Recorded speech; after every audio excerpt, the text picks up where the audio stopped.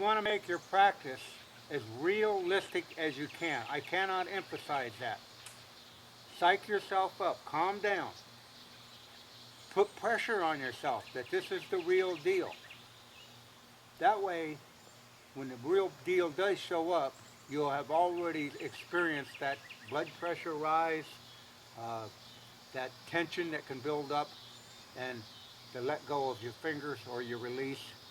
Uh, One of these nice targets, they're relevantly expensive, but then again, you got a lot of money tied up in the hunt. So this is your practice. You're only going to get one shot probably, and you want to make it good. So as real as you can make it, it's more beneficial to you. Next time you see me with a bear, it's going to be in Nipigon, Canada, on the real deal. See you up there.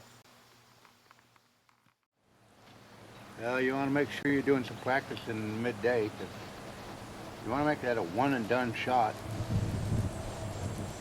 And concentrate. A lot of people think that because they got a bear over a bait, they shoot too quick.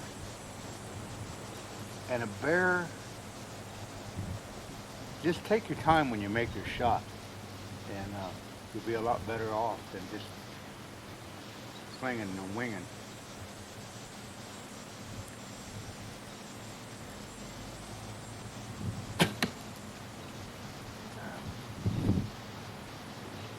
One shot, one dead bear.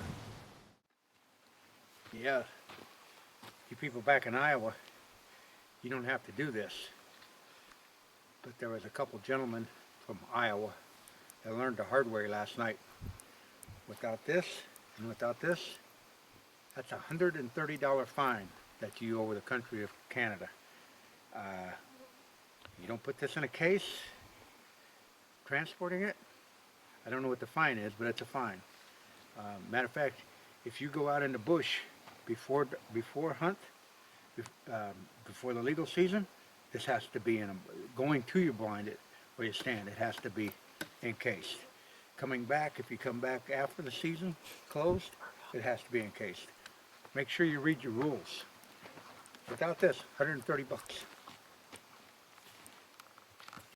Even though you're hunting over bait, you noticed all these blueberries in here? There's blueberries in the poop, and there's blueberries all over. So you're in competition at this time of year with Mother Nature, with her abundance of natural food. So you're putting out an artificial bait, but the bears already know where the natural baits are. So just don't think it's a given because you're sitting on a bait, because they can go down here and eat these berries all day long, which are high in what nutrients that they need at this time of year. So just something to keep in mind. The better the blueberries crop, the harder the bait is. Well, here we are, up here in the great north woods of Nipigon, Canada, Ontario, hunting with Bob Bearman out of Nipigon River Bear Hunts, approximately 700 miles north of Des Moines, Iowa. We're going to, first night it's a little warm, bugs are pretty heavy, pretty active, and we're hunting over bait, which is perfectly ethical, and in this dense bush, it's highly recommended to bring them into a bait. You got a lot more setup on the shot. I mean, it's more mechanically inclined to happen instead of shooting offhand. Up here where Bob runs his camp, it's pretty hard to do a spot and stock simply because of the understory it's so thick after the clear cutting that they've had up here over the years that it's almost impossible to do a spot and stock. And if some people have a problem hunting over bait, I understand that, but keep in mind, it's not a given situation by any means. You still have to make the shot. So with that said, let's sit back and see what happens.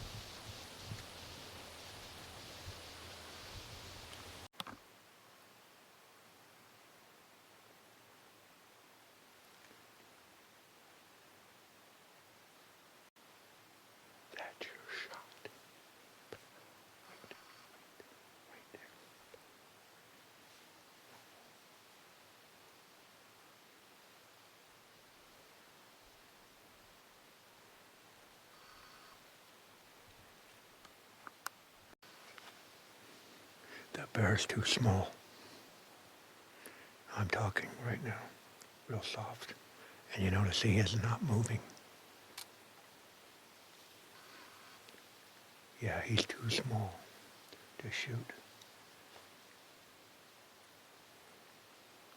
I'm not going to shoot him.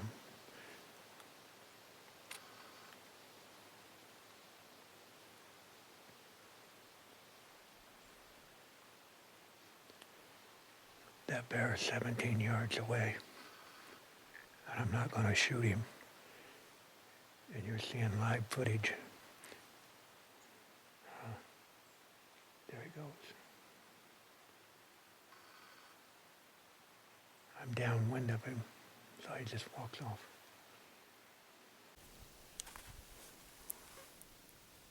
The more bear sightings you see and film them, the more settled down you'll get. If you shoot the first one every time that comes in, you're never going to know how they react. And you're never going to be able to judge them up.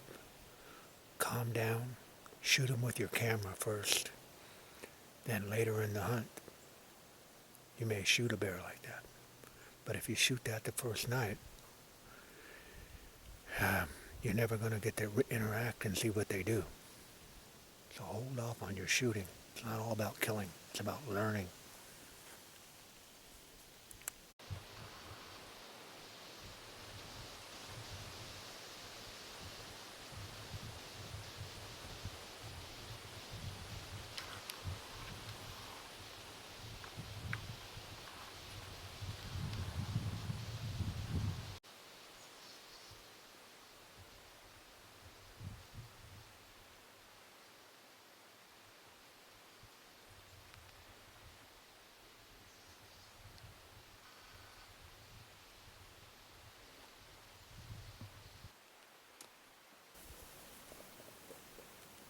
Woo, woo, woo, woo, woo.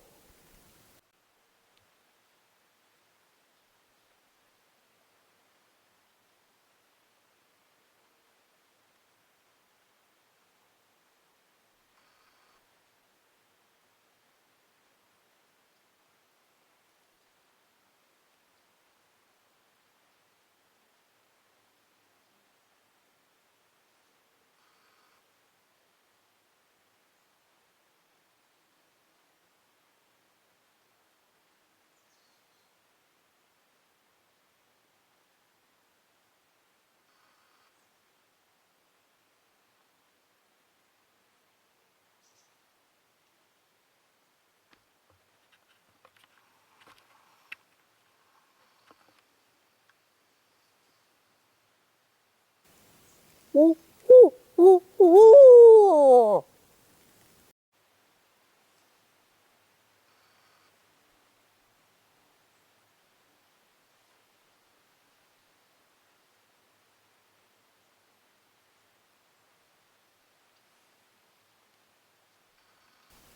Woo, woo, woo, woo, woo, woo, woo.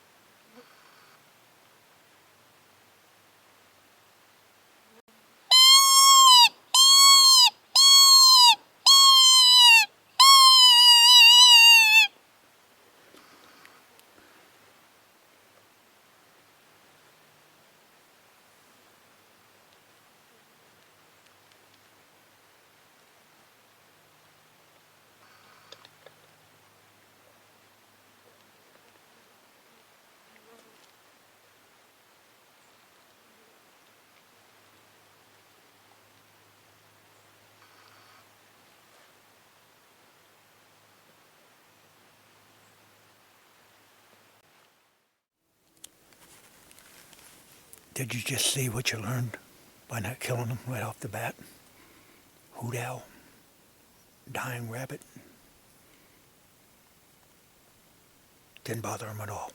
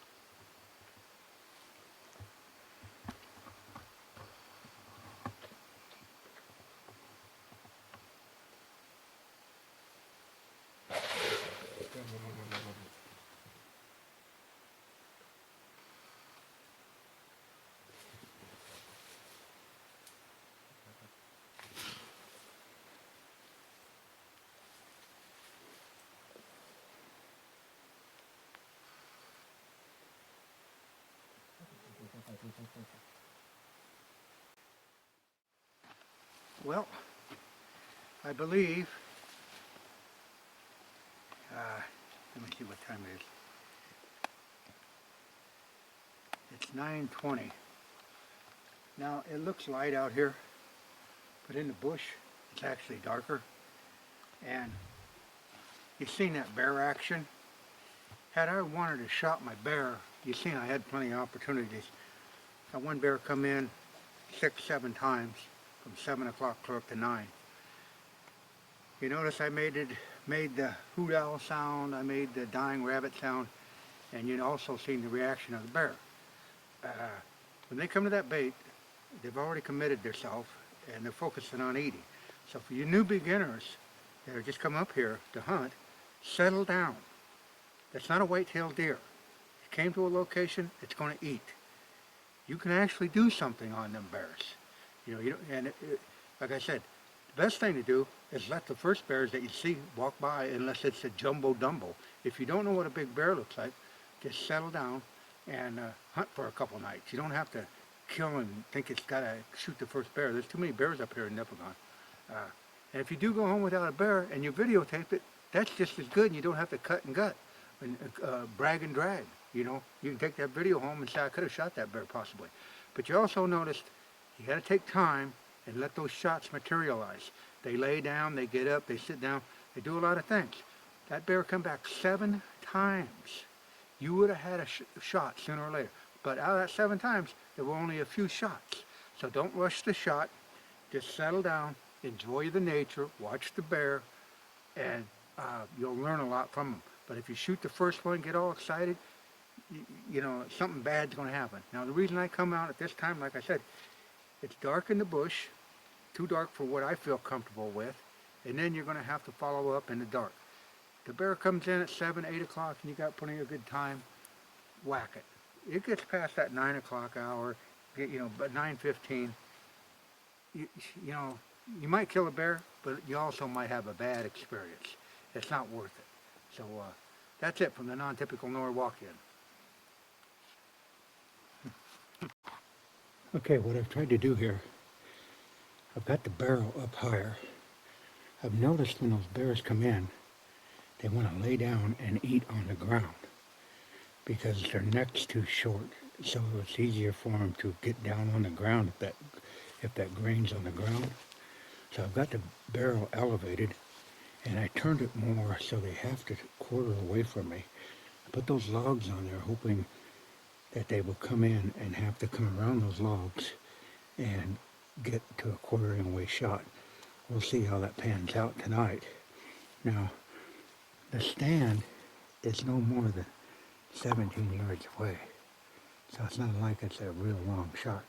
But this will help get those bears up off the ground, and if that does that, then they'll have to come down that trail right there and come around that bush. Now they can probably knock that barrel down if they get real aggressive, which they probably will. But it's just an attempt to get them up off the ground. That way they have to feed standing up, because if they lay down and feed, you don't have any shots at all. So sometimes you have to manipulate your barrel sight. You can't just, the outfitter does all he can to get these going, but you have to fine tune them on your own, and that's part of the interaction on the hunt. So the more you can help yourself, the more success you're going to have. So we'll see what happens tonight.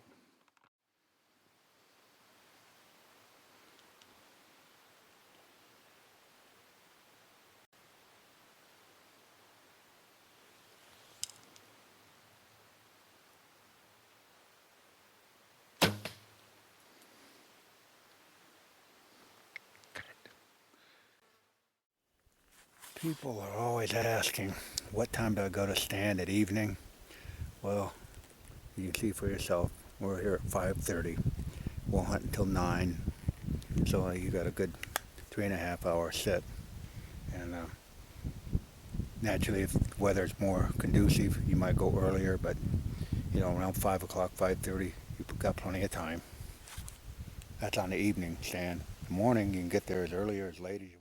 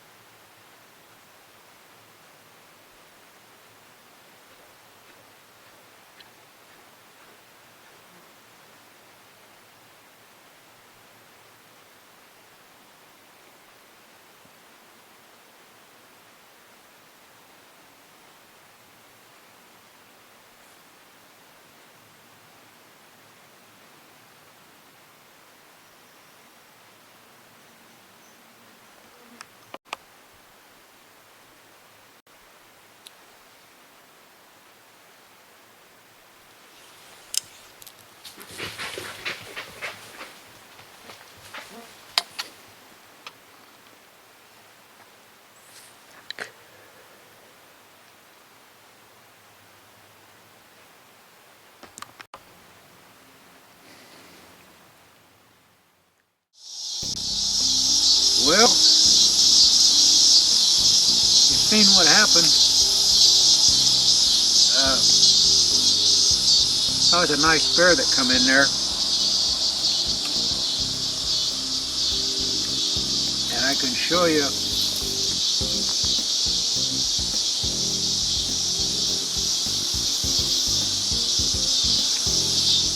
no noise. The stand squeaked on me. Did it twice. Once when I took a practice shot and once when I came to full draw on that bear.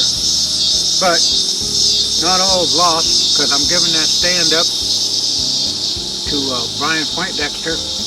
He brought his boy up here, shot a nice bear, had a pretty good experience. So Brian's going to get into that stand, because I got to go back to home and get to work. And I'll let Brian have a whack at it and see if he can get the job done. Sometimes, you know, I hunted Thursday night, Friday night, Saturday night, and that was the action you can see up there at Nipigon River Bear Hunt with Bob Bearman.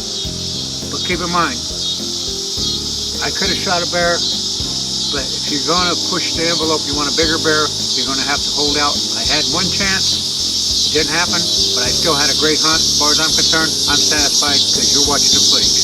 So that's it from the non-typical Norwalkian. See you later.